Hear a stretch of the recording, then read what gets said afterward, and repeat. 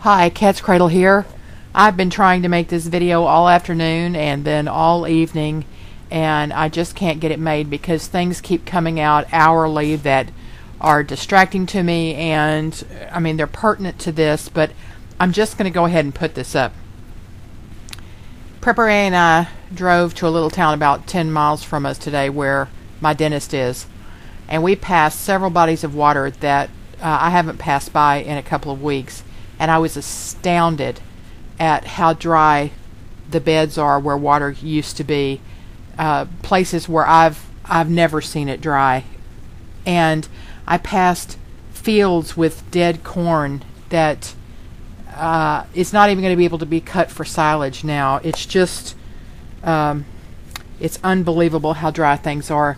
I heard a farmer's wife say yesterday, she was at my house, that her husband had given up on the corn now, and all he's going to do is try to save the soybean.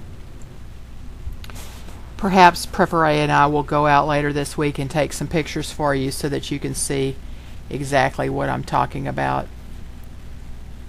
I want to talk to you about this first story I've pulled up here, because I've pulled up some stories that were put out yesterday and some today, and I think they are worth looking at so that you can determine whether you need to ramp up your preparation or not. The language has intensified from yesterday to today. I'm going to share this first story with you, which is specifically about corn.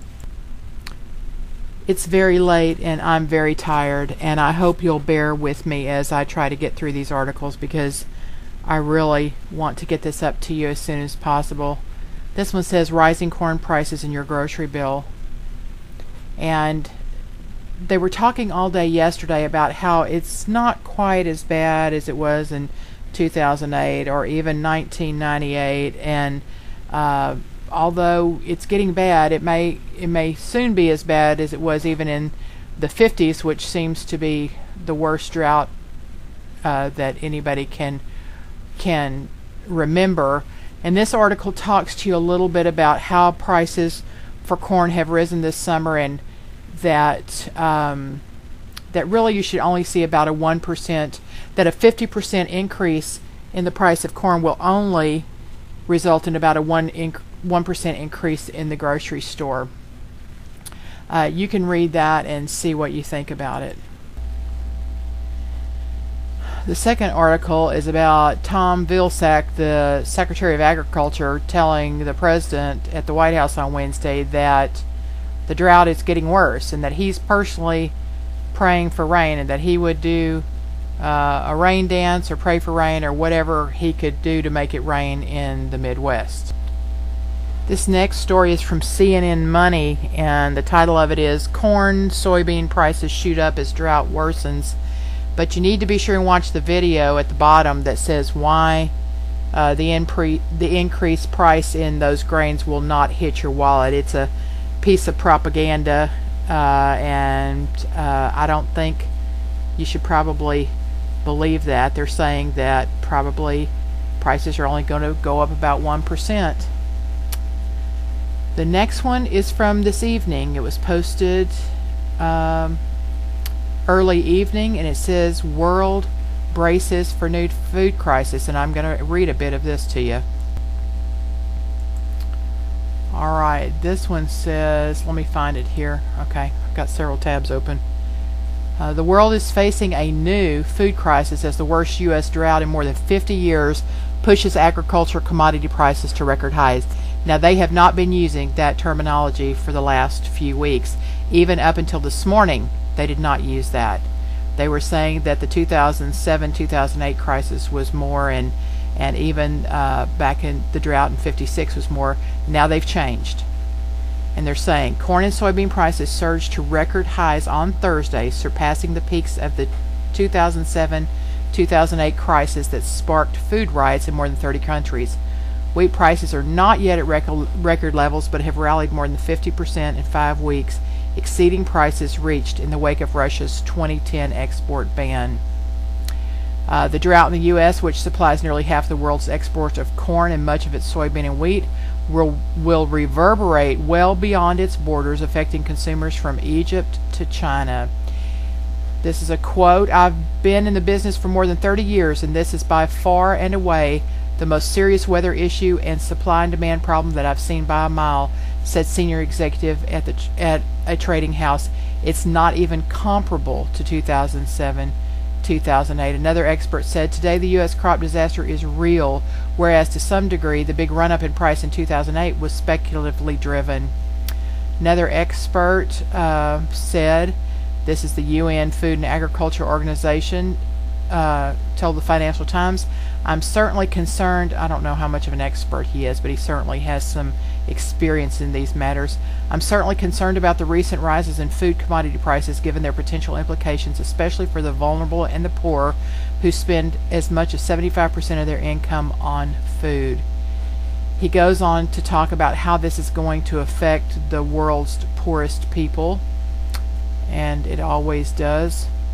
He said, John Forsyth, chief executive of Save the Children, says, "Large numbers of people live very close to the edge. Failed rains and high food prices have tipped lots of people over the edge from being able to cope to not being able to cope." You can go ahead and read that article, and then I want to show you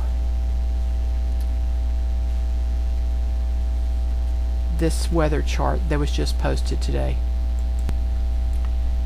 I think you will agree that this chart is sobering. Let me pull it up here so that I can look at it with you as I talk about it. This was just posted a few hours ago as well, posted today, July 19th. "Drought widens over past week, unlikely to yield through October. The National Weather Service sees no relief in sight." This weather chart is valid, or this Drought Outlook chart is valid from July 19th today until October 31st.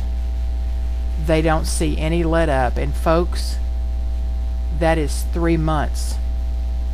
3 more months they see no relief. In fact, they say, I'll read a little of this to you, "A double-barreled dose of bad news came out Thursday. Not only did the drought worsen over the last week, but it's likely to widen and intensify through the end of October, according to the seasonal outlook prepared by government forecasters." They go on to say, "Unfortunately, all indicators, short and medium term, meaning August and August through October, favor above normal temperatures. We don't see a reason to say it will improve," a specialist said. "I'm in the Midwest. It's really unpleasant," was her comment. And then they advise you to stay tuned and stay informed. I think it's enough that we should probably be taking notice of what's going on. I certainly know what it looks like in my area. They don't have to tell me on the news what it looks like, and I don't see any urgency when it's talked about on the news, which I don't watch very much, but I have been tuning in just to get a sense of what they're saying about this. You can look at that map and see that there's very few regions that are in good shape. There's a couple that look like they may recover down there in the south west a little bit. Here's what it looks like for my area for the next week. Up in 100 degrees. The corn will not make here. And if you know very much about the grocery stores, other than the perimeter of the grocery store, everything that's in the center of the grocery store, statistics say 75% of that contains some type of corn. And I don't really believe that when corn goes up 50% that it only raises our grocery bill 1%. I don't think I believe that, because I see food prices jumping up greater than that. And even if they didn't, can you afford to pay 1 more percent or 2 more percent or 3 more percent in grocery prices when you're not getting any raises in your income? Now, I don't know about you, but from what I hear from a lot of you is that that you haven't had a raise in a long time. And I'll tell you, teachers aren't getting any raises. I haven't had any in 2 years, and I don't expect any. So any rise in groceries or utilities or gasoline or any of those sorts of things have serious implications for us. Now, I don't want to just post this video and not tell you any things that you should look for, although I don't have a lot of solutions. I'm going to tell you some things I think you can expect. I think you can expect to see prices increase significantly. I think you're going to see it first in eggs and milk. So if you have the ability to produce those for yourself, that would be great. If you have any way to stock up, you probably should. Dehydrated eggs and powdered milk, I think, would be an excellent thing to store. There have been many videos to show you how to preserve fresh eggs. You can go back and review those. Might be something you would want to consider. The less processing a food has, the sooner you're going to see the price increase. Now, why would eggs increase if it's a corn and soybean thing? Well, eggs are impacted because of the price of the feed, the corn feed that you feed the chickens. So eggs naturally are going to go up. The same is true with milk. And then you're going to see those things that that can be held off a little while, can be held a little longer, like meat. That's going to go up as well. However, there is a sell-off right now because the farmers are not, or there will be a sell-off shortly because the farmers are not going to be able to feed their animals grain because the cost is going to be prohibitive. Those who are grazing their animals, which are very few, but those who are grazing them, they're impacted by the drought as well. They're not able to, they can't put up hay. So I think in the very short term, you're going to see meat dip down in price, which would be a great time to buy up and can, but then I think the prices will soar on meat. And of course, then processed foods are going to go up as well. They don't go up quite as fast as the others because they will really wait until the grain prices kind of settle down in December or January, when we'll have a better idea of how things all shook out when those farmers meet their commitment to bring their corn in December and January.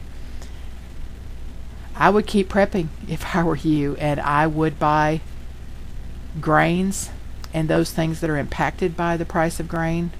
I just ordered another 40-something pound bucket of non-GMO popcorn today. I also ordered a bucket of quinoa because it's incredibly high in protein, 18% protein, very easy to prepare, very palatable. It's a good thing to have on your shelf. You might look into that. Keep your ear to the ground. I'd be reading everything I could about what this market is going to do as it relates to the price of grain and as it relates to this drought. I think we've got some troubles probably ahead, especially when it comes to the price we're going to be paying on our food bill for those products that are impacted by this drought. I'm tired and I'm going to end it for now, and I hope you'll do your own research and study it out and decide what you need to do for your family. Cat's cradle.